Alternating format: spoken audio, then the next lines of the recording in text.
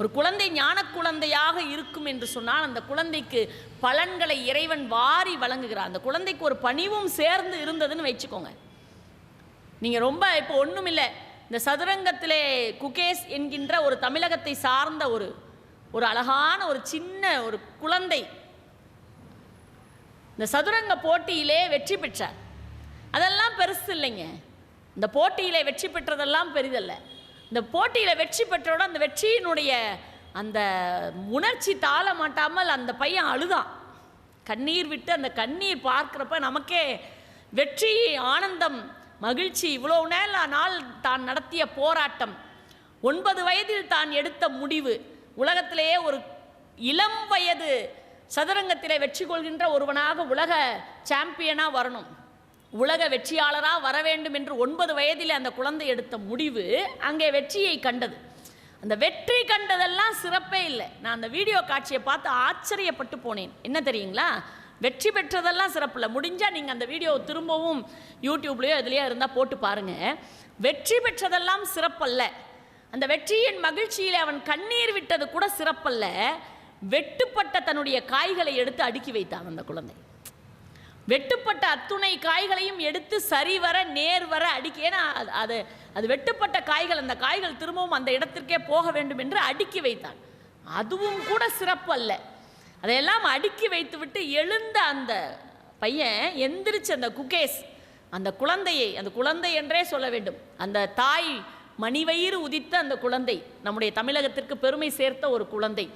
அந்த குழந்தை அந்த காய்களை அடுக்கி வைத்து விட்டு அந்த உட்கார்ந்திருக்கிற நாற்காலியை நகர்த்தி விட்டு வெளியே வந்து விட்டு திரும்பவும் போய் அந்த நாற்காலியை சரியாக அதே இடத்தில் வைத்து விட்டு வெளியே வந்தான். ஒருவரால் வெற்றி களிப்பில் இதை செய்ய முடியுமா? நீங்க சிந்திச்சு பாருங்க. வெற்றி பெற்ற அந்த வெற்றி களிப்பிலே நமக்கு தலைகால் புரியாது இல்லைங்களா? பல கோடி ரூபாய் பரிசாக, $1 மில்லியன் அவனுக்கு பரிசு கிடைக்க போகுது. உலகம் முழுவதும் இருந்து பாராட்டு குவிய போகிறது. ஆனால் அந்த இடத்தில் அந்த பணிவு, அந்த நேர்த்தி, அந்த ஒரு சிறிய செயலில் கூட நான் சரியாக செய்வேன். எங்க அம்மா சொல்வாங்க, நீ வீடு பெருக்கிற வேலையை கூட செய்யலாம், ஆனால் அந்த வேலையை உன்னையை தவிர வேற யாரும் நல்லா செய்ய முடியாதுங்கிற அளவுக்கு நீ செய்யணும்னு. ஒரு சின்ன வேலை உனக்கு கொடுக்கப்பட்டாலும் அந்த வேலையிலே நீ மிக நேர்த்தியாக செய்கிறாயா என்பதுதான் அந்த வேலைக்குள்ளே இருக்கிற மிகப்பெரிய தார்மீக தர்மம். கொடுக்கின்ற வேலை மிகச்சரியாக அந்த குழந்தை அந்த இடத்திலே அதை செய்கிறான் என்று சொன்னால் அந்த குழந்தை பக்குவப்பட்டு வளர்ந்திருக்கிறான் என்று அர்த்தம். இப்ப இந்த குழந்தைக்கு மட்டும் ஏன் முத்துச்சிவிகை கொண்டு வந்து இறைவன் கொடுக்க வேண்டும்?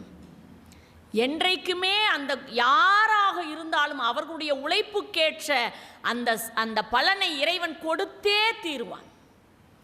அதனால்தான் நம்ம பெரியவர்கள் சொன்னார்கள், தெய்வத்தால் ஆகாது எனினும் முயற்சி தன் மெய் வருத்த கூலி தரும் என்று சொன்னார். தெய்வத்தாலேயே கொடுக்க, உன் விதி உனக்கு தெய்வம் கொடுக்க முடியாதுன்னு இருந்தாலுமே உன்னுடைய முயற்சிக்குரிய பலனை இறைவனாலும் தடுக்க முடியாதப்பான்னு சொன்னார். இப்போ முத்துச்சிவிகையும் மணிக்குடையையும் கொண்டு வந்து அவர்கள் கொடுக்கிறார்கள் மகிழ்ச்சியிலே. இவருடைய பெருமை யாருக்கு போனது தெரியுங்களா? மிகப்பெரியவர் யாரு? திருநாவுக்கரசர். திருநாவுக்கரசருக்கு சீர்காழிப்பதியிலே இப்படி ஒரு குழந்தை 3 வயதிலே பாசுரங்கள் பாடுகிறார், சைவம் தலைக்க வந்திருக்கிறார், தமிழ் மொழி தலைக்க வந்திருக்கிறார் என்று கேள்விப்பட்டவுடன் அவரை சந்திக்க வேண்டும் என்று நினைத்து சீர்காழிக்கே வருகிறார். திருநாவுக்கரச பெருந்தகை சீர்காழிக்கு வருகிறார் என்று தெரிந்தவுடன் திருஞான சம்பந்தர் அவரை போய் எதிர்கொண்டு வரவேற்கிறார். நீங்க இந்த நம்ம வீட்டுக்கு யாராவது ஒரு விருந்தாளி வந்தா முன்னெல்லாம் பார்த்துருக்கீங்களா? அந்த காலத்துல எல்லாம் வர்றாங்கன்னா நம்ம ஓடி போய் வாசல்ல இருந்து வாங்க வாங்க வாங்க வாங்கன்னு கூட்டிட்டு வருவோம். அதே மாதிரி அவங்க வீட்டிலேருந்து கிளம்பும் போது பார்த்திங்கன்னா வெளியே வந்து இருந்து அவங்கள அனுப்பி வச்சுட்டு போவோம். இன்றைக்கெலாம் அந்த பழக்கமே இல்லை. இன்றைக்கி அந்த பழக்கம் இருக்கா நினச்சி பாருங்கள். அந்த காலத்துலலாம் திண்ணை கட்டி வச்சாங்க. எங்கள் தாத்தா வீட்டுக்கெலாம் நாங்கள் போனால் எங்கள் தாத்தா சுந்தரம் பிள்ளை பெரிய ஒரு மாளிகை மாதிரி ஒரு வீடு இருக்கும். அந்த வீட்டுக்கு வெளியில் 2 திண்ணை வச்சுருப்பார். நாங்கள் பேர குழந்தைங்கள்லாம் போனோம்னா அந்த விளையாடுவோம். விளையாடிட்டு அந்த திண்ணையில் தான் உட்காந்து, எங்களுக்கு அந்த திண்ணை, அந்த வீடு பிடிக்காது, அந்த திண்ணை தான். வீட்டை விட நாங்கள் வெளியில் ரொம்ப நேரம் இருந்தது அந்த திண்ணையில் தான். ஒரு நாள் எங்கள் தாத்தா கிட்ட கேட்டேன், ஏன் தாத்தா எதுக்கு தாத்தா திண்ணை கட்டி வச்சுருக்கீங்க நாங்கள்லாம் விளையாடுறதுக்கான? எங்கள் தாத்தா அதெல்லாம் இல்லைடாம்மா, நம்ம ஊர் கிராமம், இந்த கிராமத்தில் நிறைய வியாபாரிகள் வந்து சந்தையிலே வியாபாரம் செய்வார்கள். வியாபாரம்லாம் முடிச்சுட்டு அவங்க மூட்டை கட்டிட்டு கிளம்பும் போது பார்த்திங்கன்னா கடைசி பஸ்ஸு போயிடும். மற்றவங்க வாங்க வந்தவங்களாம் போயிடுவாங்க, ஆனால் வியாபாரிகள் போக முடியாது. பஸ்ஸு போயிடுச்சுன்னா அவங்க இங்கே தங்கிறதுக்கெல்லாம் எந்த விடுதி எதுவும் கிடையாது, யாருடைய வீடும் இருக்காது. அப்போ என்ன பண்ணுவாங்க, அப்படியே நடந்து வருவாங்க காலார. யார் வீட்லேயாவது திண்ணை இருந்தால் அந்த திண்ணையில் படுத்து தூங்கிட்டு காலையில் வெள்ளனை எந்திரிச்சு பஸ்ஸு பிடிச்சி போயிடுவாங்க அப்படின்னாரு எங்கள் தாத்தா. சரி தாத்தா, அந்த திண்ணை கட்டின சரி, அதில் என்ன ஒரு மேடு மாதிரி செஞ்சு வச்சுருக்கீங்க என்ன? இல்லைம்மா, அவன் தலைக்கு சும்மாடு இல்லைன்னா தூங்க முடியாது, அவங்க கையில் தலையணையாக வச்சுருப்பாங்க, ஒரு தலையணை மாதிரி இருக்கட்டுமேங்கிறதுக்காக அப்படி ஒரு அமைப்பை செஞ்சு வச்சுருக்கோன்னு சொன்னாங்க. இப்போ நீங்கள் நினச்சி பாருங்கள், வருகிறவர்கள் தூங்க வேண்டும் என்பதற்காக திண்ணை கட்டியதெல்லாம் போய் யாராவது வந்து விடுவார்களே என்று காம்பவுண்ட் சோர் கட்டுகின்ற காலத்தில் உட்காந்துருக்கோம் நம்ம, இல்லைங்களா? இப்போ காம்பவுண்ட் சோர் தானே கட்டி வச்சுருக்கோம், யாரும் உள்ளே வந்துடக்கூடாது.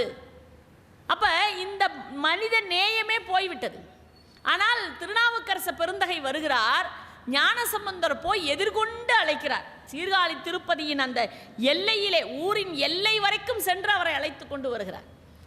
திருநாவுக்கரசருக்கு பல பெயர் இருக்கு. அவர் பிறந்த போது அவருடைய பெயர் அவருடைய பிறந்த போது அவர் பெயர் மருள் நீக்கியார்.